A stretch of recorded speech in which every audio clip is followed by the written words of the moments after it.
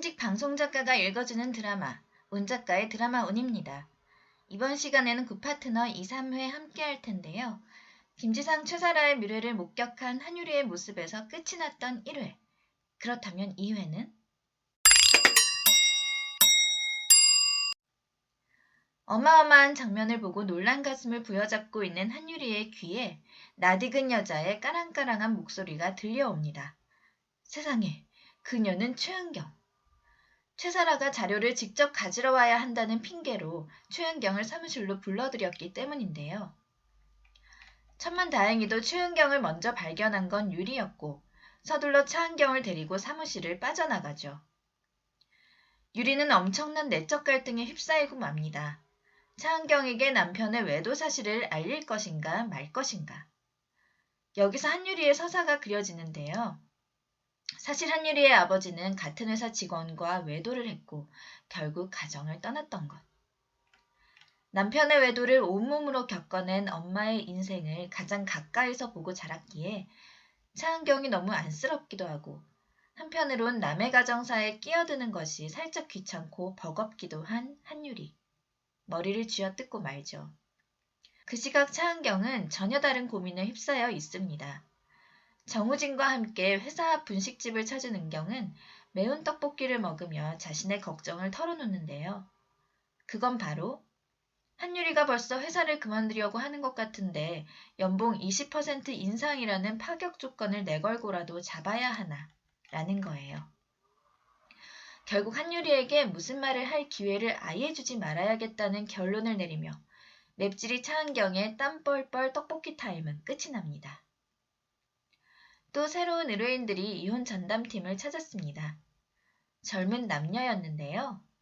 알고 보니 이들은 절친한 남사친, 여사친 사이였어요. 각자 가정을 꾸린 상태이긴 하지만 두 사람이 워낙 허물없이 친하게 지내왔고 아이들도 또래다 보니 캠핑도 자주 함께 다녔는데 결국 둘의 배우자들끼리 바람이 난 거예요. 좀 복잡하니까 쉽게 나는 솔로처럼 가명으로 설명을 해볼게요. 순자와 영철이 친구 사이인데 순자 남편인 상철과 영철 아내인 옥순이 외도를 했다는 거죠. 심지어 순자의 남편 상철은 한 국회의원의 아들이고 자산이 무려 수십억. 그런데 그의 재산보다 그 아버지의 재산이 많기 때문에 판결까지 가면 위자료가 상당히 적을 것으로 예상한 차은경. 국회의원에게 정말 중요한 게 체면인 만큼 이왕이면 제대로 위자료를 받고 합의이혼을 하는 쪽이 최상의 시나리오라는 판단을 내렸어요. 드디어 시작된 재판. 상철 쪽에서는 순자에게 20억의 위자료를 줄 것이고 영철 쪽에서는 재산 분할을 원하지 않고 여자와 아이를 모두 책임지겠다는 합의안을 제시합니다. 순자 부부에게는 2명의 아이가, 영철 부부에게는 1명의 아이가 있었는데 순자 남편 상철은 모든 아이의 양육권을 원하고 있는 뻔뻔한 상황.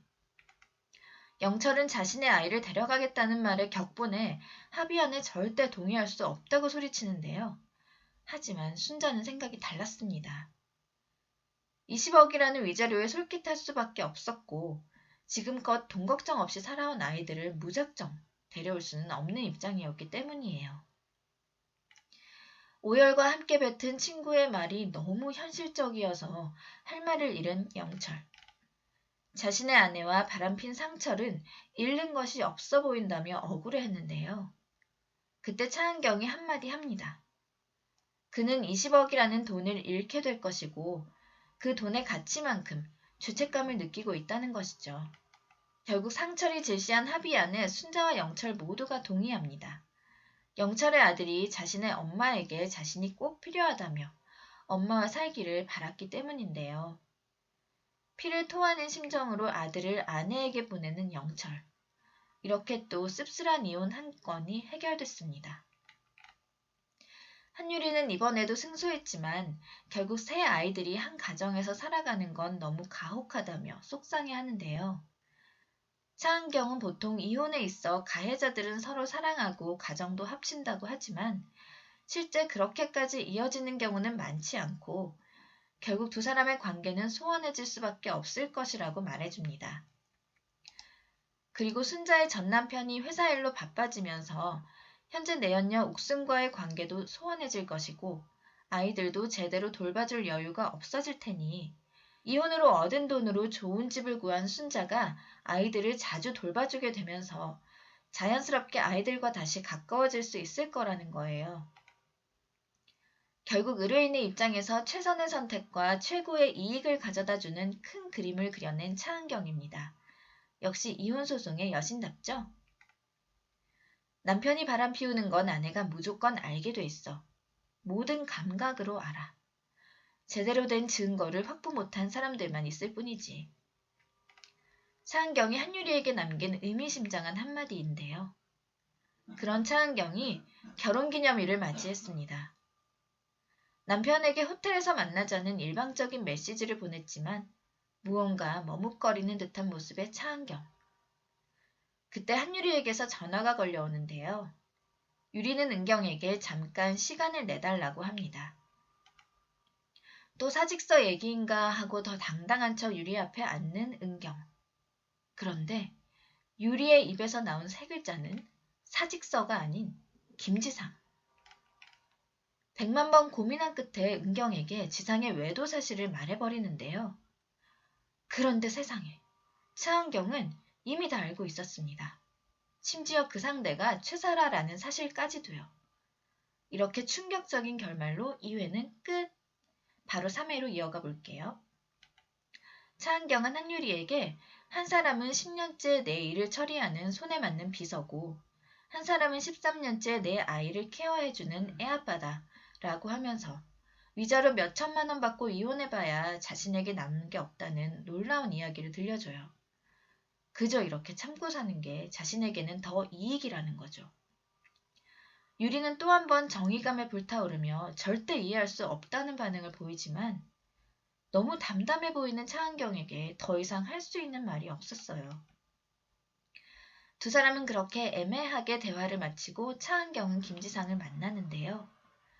김지상은 뻔뻔하게도 이혼을 먼저 이야기합니다. 그것도 결혼기념일에 말이죠. 그간 딸을 제대로 돌보지 않았던 것에 대한 책임을 운운하며 합의 이혼을 요구하는 김지상. 하지만 이혼만은 막기 위해 어떻게 하면 마음을 바꾸겠냐고 묻는 차은경. 껍데기만 남은 두 사람의 관계는 종이짝보다 더 가벼워진 듯 했어요. 이들의 대화 역시 그 누구에게도 이득을 주지 않은 채 애매하게 끝나버리죠. 한편 이번에는 평생 술만 먹으면 아내를 때려온 남편과 이혼하려는 중년 여성의 이야기가 다뤄졌습니다. 평생을 맞고 살았어도 다른 사람에 비하면 괜찮은 편이라고 생각하며 오히려 남편이 밥 굶을까봐 걱정하는 아내. 하지만 엄마가 맞고 사는 게 죽기보다 싫었던 딸이 엄마를 로펌으로 끌고 오다시피 한 거였어요. 맞고 사는 아내를 법의 테두리 안에서 구해내는 것이 자신의 사명이라 생각했던 유리는 갈대처럼 흔들리는 그녀를 끈질기게 설득했는데요. 그런데 이게 웬일?